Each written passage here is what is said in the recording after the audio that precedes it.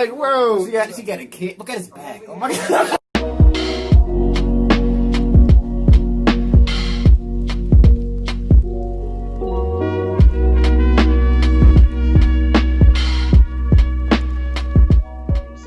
Back to another reaction, and today we're going to react to Louis C.K. on Soviet Union and Russia.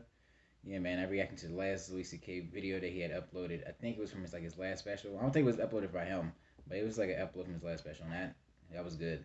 That was really funny, man. If you're enjoying these Louis C.K. reactions, make sure you hit that like button, subscribe, and share. Let us know other videos from me. I want to see down in the comments. But yeah, we're finna hop right into this. I was a writer for the Conan O'Brien show, and I had written there for 2 years, and I was burnt out, and I didn't want to do it anymore. So I went to the head writer and I said, I have to quit because I think I'm going to have a nervous breakdown.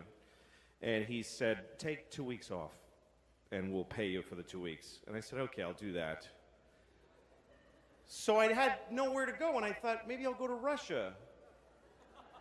I really don't know why. I can't really explain any decisions I made then. Because I have children now, so you don't have to search when you have children. You're not like, oh, what could I do to enhance my life? You're just sort of compelled to do whatever comes at you at a certain age in life.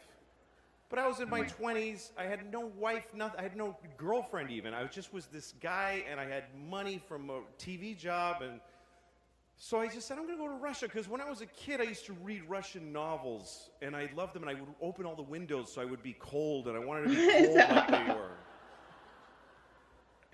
So I just decided I'm going to go. And also somebody told me that the wall had just come down in the Soviet Union and that Russia was a really crazy place at the time. So I said, I'm going to go there. I speak no Russian. I can't even look at the alphabet and understand what I'm looking at. There's no place more foreign to me than Russia. So I went. I went to Moscow, which is, when you land in Moscow, it's just forest, and there's a city in the middle of just forest. It's terrifying. And as the plane goes down, you're like, no, I didn't want to really do this. And the whole time there, I couldn't fend for myself. It was already a country that was just broken in pieces. And the weirdest things happened to me there, and they just became normal after a while. Like I was in a restaurant, and a waiter came up to me, not my waiter, and he said, Coca-Cola? And I said, uh-huh. He said, Coca-Cola, and I said, sure. I don't drink Coca-Cola, but I had learned by that point to just do what they're asking you to do. Sure. So he went to the kitchen and he got a Coke in a can, and he handed it to me, and he said, $5, because only dollars were worth anything there. And I said, okay, on my bill. He said, no, $5, me now. So I gave him $5, and he put on his coat and he left. He just sold me a Coke on the side and then quit his job. Oh, it's a deal. So those are the kind of confusing moments I was having there. And I couldn't talk to anybody, and I was so lonely. It's difficult. I mean, I was alone, and I just sit in the room and go, okay, that was a really fucked up day. I hated that day.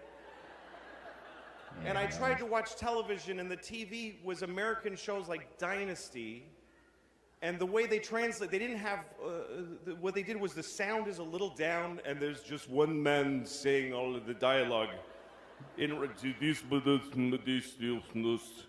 over the whole show. I was there for 2 weeks, and it just was crushingly, I had made no contact with anyone.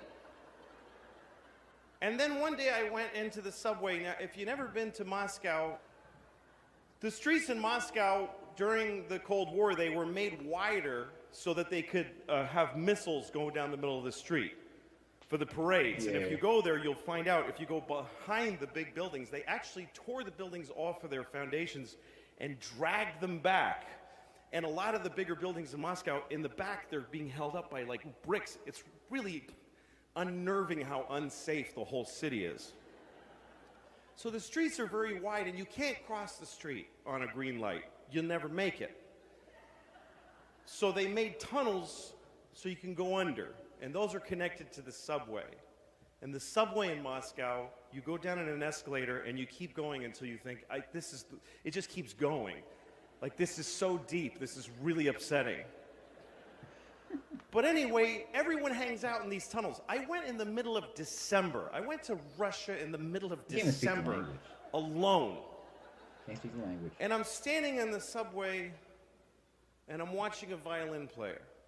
And the one thing about Russia still today, I think, is that no one has any money.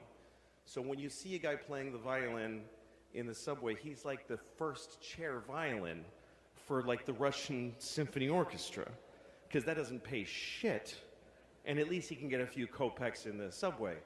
So I'm watching him, and everybody, these other people are sitting on the floor, and we're crying. Everybody's crying. Right. Everybody. It's just normal. People are just watching, just wiping away tears. And there's a young fella sitting here, and he looked my age. I was 25 at the time. He looked about 25, and he was tattered and just watching this violin player. And then this group of kids walked by, about 8 children, ranging from 5 to 10 years old, and their faces were dirty, like, you know, like in Oliver Twist, like they were in a play. Like they had rubbed dirt on their face. And they're all wearing men's coats. Oh my God. That they're wearing is like like, you know, from the neck down to the floor. And none of them have sleeves, their hands in their sleeves. Their sleeves are just flopping. They were like street urchin kids. And the coats, it just looked like these men's coats. Like And you junior kind of grade knew kid. all the men who owned those coats are dead. And at least one of these kids killed those guys. Oh my God. Like, I swear I looked at an 8-year-old's face and thought, he has murdered. And that's what they looked like, just tough little kids. And I'd seen them before in Moscow. They work in groups. Work in groups. The guy sitting below me that I identified with called out to the head kid in the front.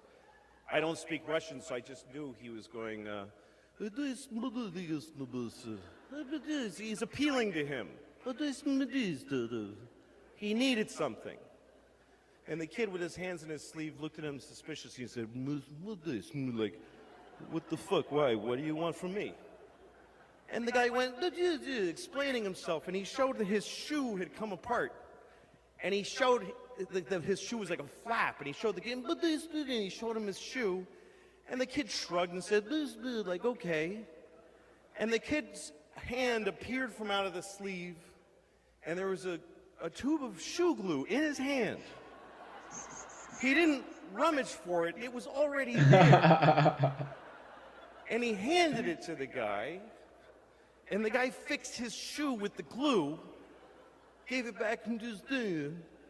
And then the kid from the other, he took his other hand had a paper bag, and he put the glue in, and he huffed it, and his eyes rolled back, and he got high. And then the group kept going, and I couldn't believe what I just saw.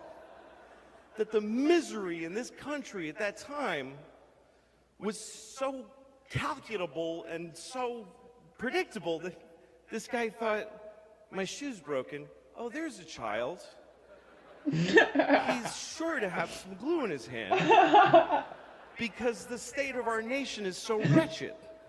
And I looked, and he looked at me, and I was startled, and then he laughed, and I laughed.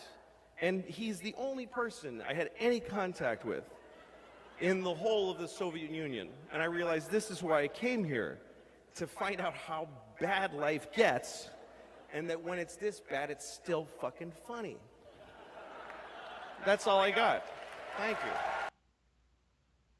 Hey man, that's a good way to see it, bro. You can't take it so seriously. If you take the world too seriously, it's going to eat you alive.